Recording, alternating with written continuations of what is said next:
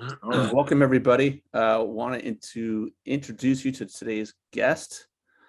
We met him a few weeks ago in Reno at a special event where his wife was receiving an award for the organization she represents, while we were receiving the same award for Pathways to Aviation.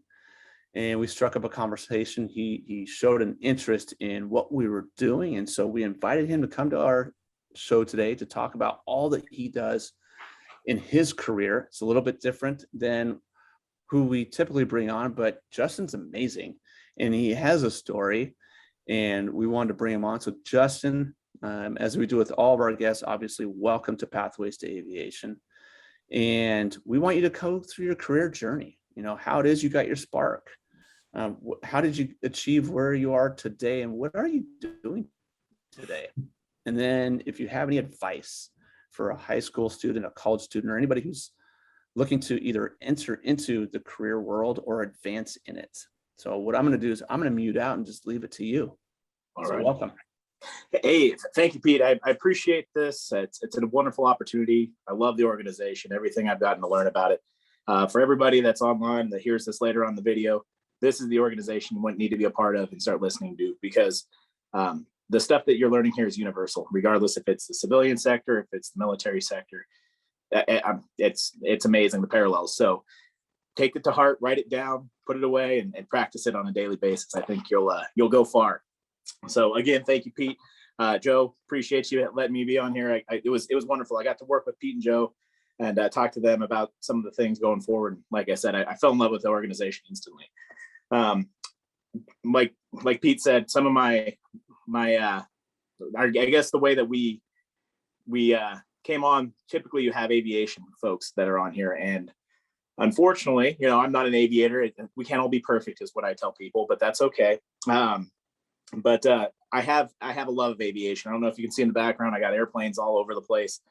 And I actually joined the military originally. I wanted to join the military originally to be a pilot. So it was one of those things. And, we talked about journeys, talked about getting, you prepared to get into the actual interview and do different things. And I'll kind of walk through some of that stuff, but definitely, kind of got to branch out and do different journeys and go forward with that. But one of the bigger things, so I graduated in the early 2000s and from high school, and was looking at the military, trying to do that. I always wanted to be a pilot. I wanted to be a fighter pilot.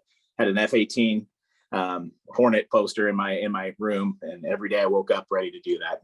So, I was always looking at that, and I'm like, well, how can I do that? How can I do that? So I started doing some research and different things. Well, pilots are usually, they have to have a college degree, different things like that. To become a commissioned officer, usually you have to have something to that effect. So to that point, my grandfather previously was a Thunderbird pilot. He was the first graduating class from the Air Force Academy. And so decided, to venture out on my own, do it on my own accord, and do some things like that and go forward. So I went to the University of Nevada. I was able to get a scholarship through them, and started working towards a degree. And at that point, I didn't know what degree I wanted to go for.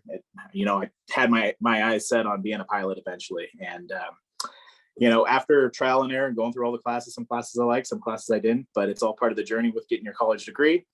I ended up taking a military history class. I'm a huge history buff. I love history.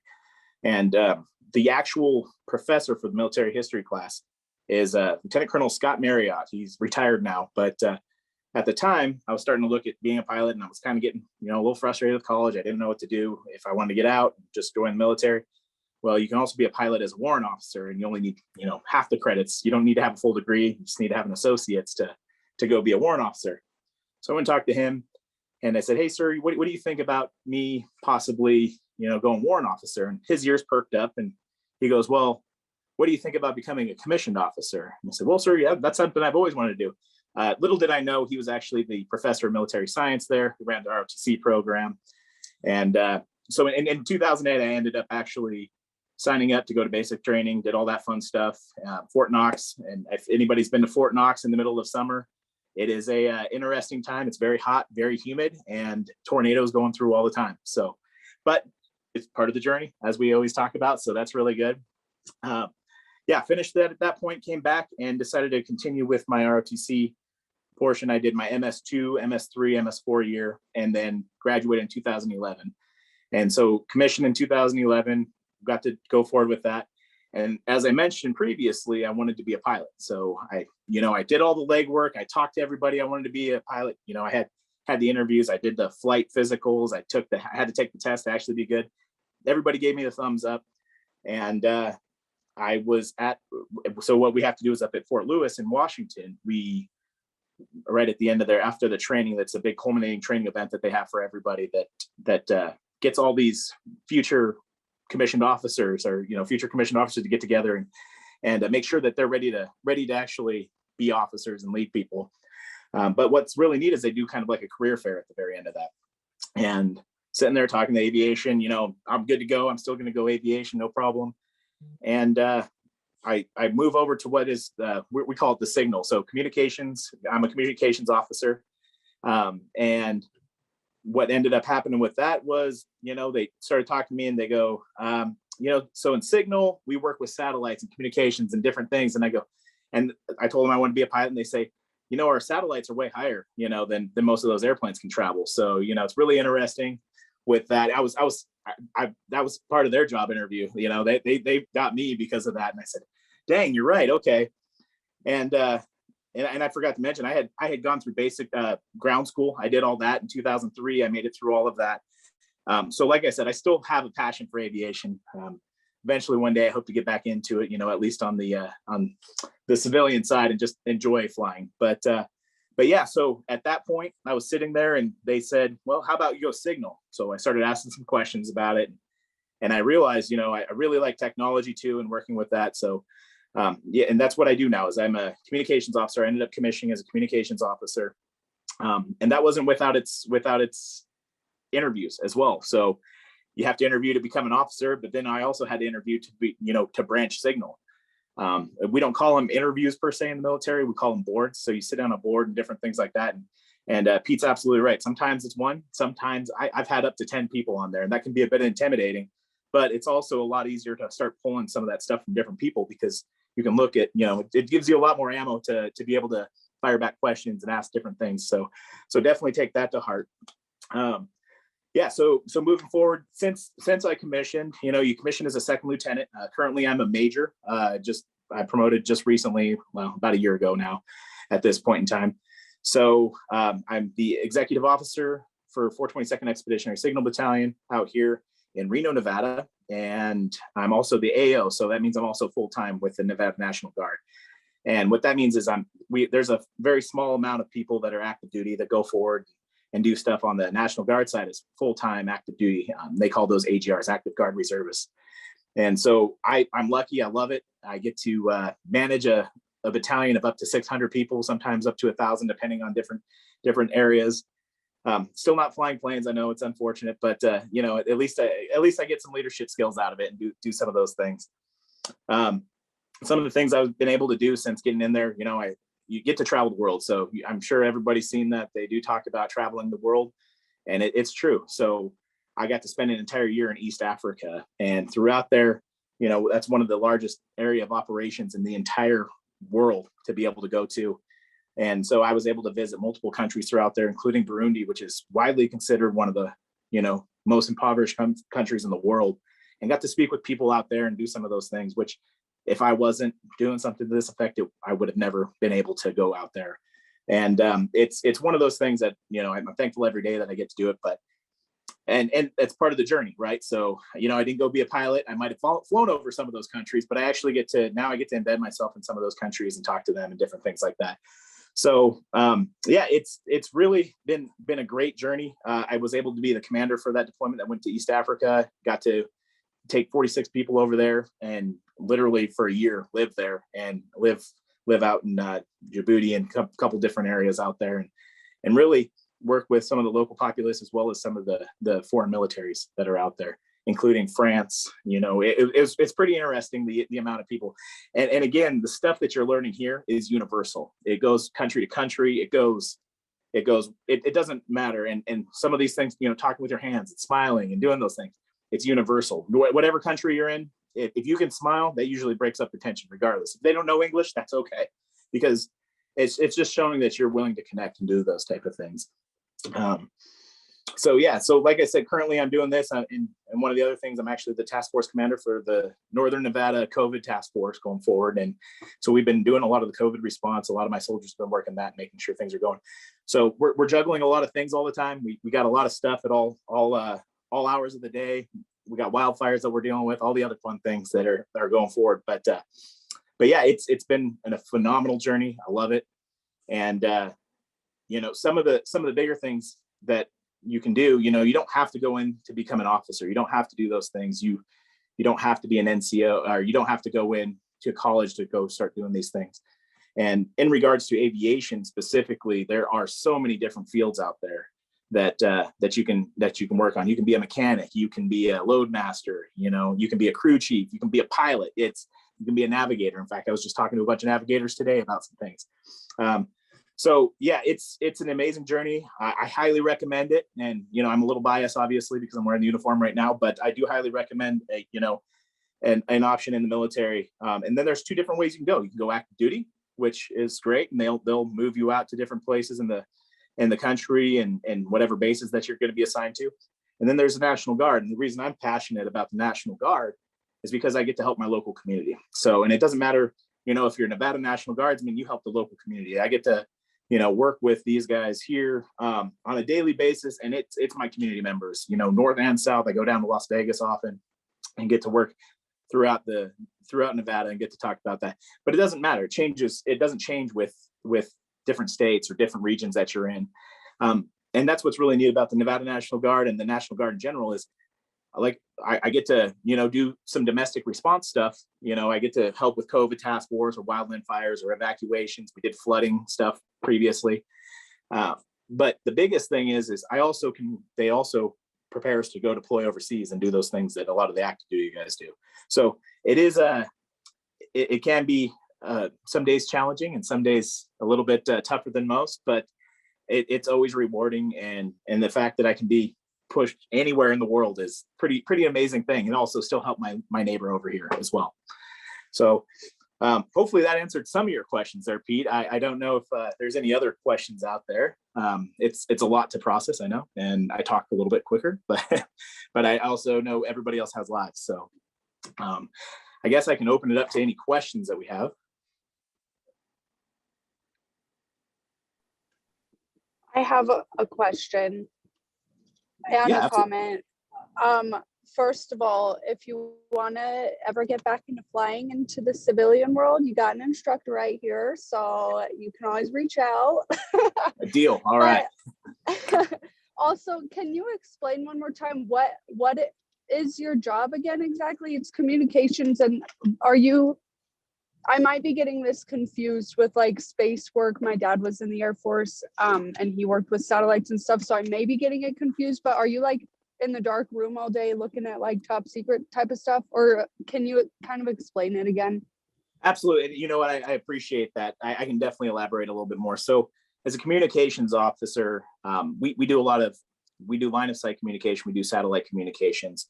We can get anybody to communicate anywhere in the world. One of the things I always joke around is we can bring Facebook to the battlefield if we need to. So literally one of the neatest things I've been able to do is I can take a piece of our equipment, drop it anywhere with a power source, and we can talk to anybody, send data, we can send voice, all those different things.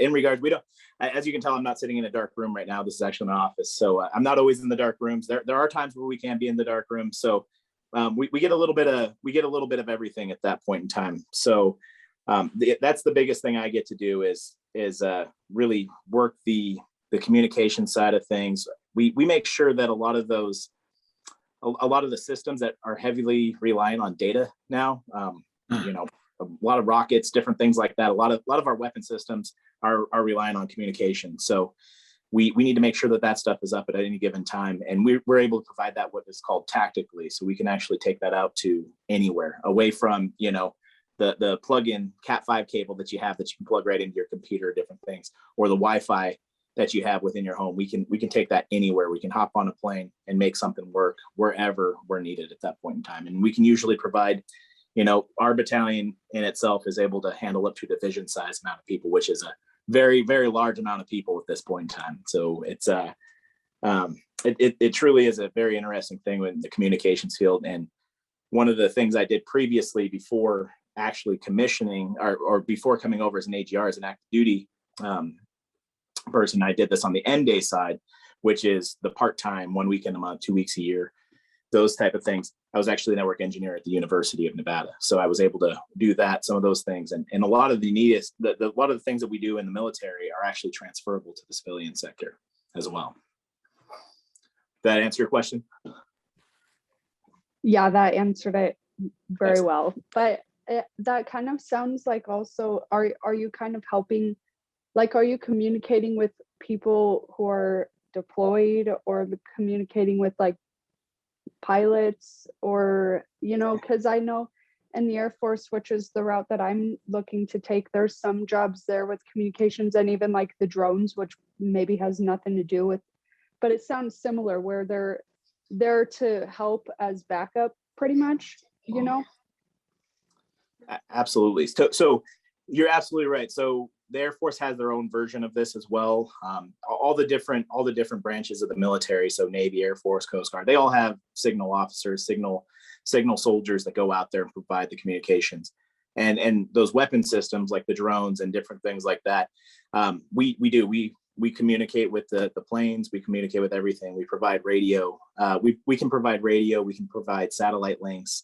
We can even pull down the news in your local area if we absolutely have to, all the way, and in the middle of Africa, I was able to watch the news from Reno at one point in time. It was pretty neat. So it's some of those things that you can do there, and it's scalable. So yeah, we can do it all the way to working with, a lot of the planes up in the sky, and they do rely upon us to make sure that happens, all the way to the soldier on the ground as well, that's providing those communications to those airplanes that are providing them ground support and air support at the same time. So sometimes it's a very big mission. Sometimes it's just, one link talking back and forth, but yeah, we can make all of that happen, and signal in itself works to make all those things work together. So we always joke around, there's no comms, no combat is what we say. So, and that's what we do. So we bring communications. Yeah. It takes a village to make it happen. It sounds absolutely. Yeah, hopefully that helped out. Thank you. I appreciate that question. That was a great question. All right. Any other questions? Justin, I was wondering if you could expand on the military versus civilian. And a lot of the young people on here probably don't have a family yet, but how does that affect anybody interested in the military? Like it sounds like you're deployed a lot, or you travel a lot. How is that on family life? Do you take your family with you? Can you, if you're extended? Those kinds of things. It might help some people make a decision or refine their decision. No, great question too. So one of the biggest things is yes and no. Sometimes you can bring your family, sometimes you can. If you do a permanent change of station, which is a PCS move, and it's an accompanied tour, you can actually bring your family, and that's usually you're going to be gone for over a year to 2 years. If it's less than a year, they'll usually do what's called a temporary duty change, and so they'll not let you bring your family. Unfortunately, sometimes that happens. You do still get sometimes some vacation or different things to go see them in between and do different things. Sometimes with with deployments overseas, those are a little bit tougher. Obviously, depends on really where you're going to be deployed to. So where we were at in East Africa, we were in a combat zone, so we were not allowed to bring families. They don't want you to bring that. But a lot of the European tours that they have, so if you're going to follow somewhere in Europe or different areas, they will actually let you bring your family and different things like that. And it's all dependent on what the mission is at that point in time. What's interesting about the Nevada National Guard, we do travel a lot. It all depends on your positions and different things. Currently, we're on about a 5-year cycle for deployments, and we got to be prepared. We're ready to go anytime, but it's about every 5 years or so that we kind of ramp up for a particular mobilization or deployment to somewhere outside of the local area and do those type of things. We do perform exercises and different things like that before, with throughout the weeks and throughout the different years prior to that, just to prepare for a lot of these. But those are it's all dependent. Sometimes they can range from, a week long to 4 days long to they can be up to a couple months where you're gone doing these different exercises. And each one's a little bit different. And to answer your question about family, yeah, sometimes it's hard. I have 2 little ones. I know we discussed that a little bit. I have a 3-year-old at home and he's going to be 2 here pretty soon. So it can be tough on them. And one of the best things to have, obviously, if it's something you want to do, you're going to want to make sure you're going to talk to your partner about what you want to do, and explain to them that if join the military, there's a very real possibility that I might not be home all the time. And I'm fortunate enough, my wife is a phenomenal person and puts up with me. I don't know why I still haven't been able to figure that out entirely, but yeah, it's that communication. And again, we talk about communication. Communication's key in a job interview and also in your home life. You're going to have to communicate and explain those type of things. And as long as you communicate, usually things are usually pretty good for everybody. Okay. Along the same lines, Justin, I know I've flown with a lot of pilots that were in the military and they get out and they go civilian, but they stay in the National Guard. Yep. So it's a part-time position and you continue to accrue your time in service. How is it today? Can people who are in the service, let's say somebody on the call wants to be a pilot and they put in their 11 years, is it easy to stay in as a National Guard person? Is it different now than it used to be? And also, where you are there part-time positions or is everything full-time? So that's another great question. You're full of them today, John. I'm impressed. These are great questions. So one of the biggest things that we have is with the military. If you notice, a lot of pilots are from the military. It's a pretty hefty chunk when you start talking to pilots, especially some of these commercial pilots. They started out in the military, and it is a phenomenal way for people to get into the industry and do those things. The biggest thing that you're going to go through is the training portion as well. So there's 2 ways you can go. You can go active duty, sign up for active duty, and then go through that. So one of my buddies is actually a helicopter pilot who is now, unfortunately for him, he is stationed in Hawaii. It's terrible. I feel terrible for him at this point in time. But yeah, he's been doing that. And so he's active duty though. So he gets moved around based on what the military needs at that point in time. There's also the National Guard. So you serve your local community. We are fortunate enough in here in Nevada, and I know not everybody's from Nevada, but a lot of the local regions, different states have different capabilities and different airframes and different things like that for them to go be pilots.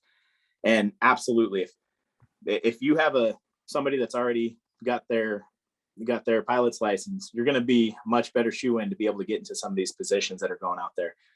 Also, if you are interested in being a pilot and you go through those things, you could have them help pay for your, they train you to get your hours, your flight hours, and you come out and you'll either be a helicopter pilot or you'll be a fixed wing pilot, and you can make those type of things happen. A lot of our folks, they come in, they do this on the National Guard side. They'll come in, they'll do their training, and then they'll still have to just do their 1 week in a month, 2 weeks a year, but they'll leverage that into getting a civilian aviation job. So they'll work for the airlines or whichever private contractors that they can find at that point in time. We have some folks that actually do helicopter tours in Alaska, so they do those type of things that will go out there. Some people that are working for Care Flight and some of those emergency medical services that do a lot of the evacuations and flight for those folks going back and forth to hospitals. So there's a bunch of different ways to make that happen. You can join as a National Guardsman and stay what we call as M-Day. And that's purely the 1 week in a month, 2 weeks a year, plus your training. And that's kind of a misnomer. Sometimes you do have to put in a little bit more than the 1 week in a month, 2 weeks a year. They've kind of gotten away from that, but that's the general idea is they only take you once a month basically to come in, do your training, get your flight hours, and they'll work around with that.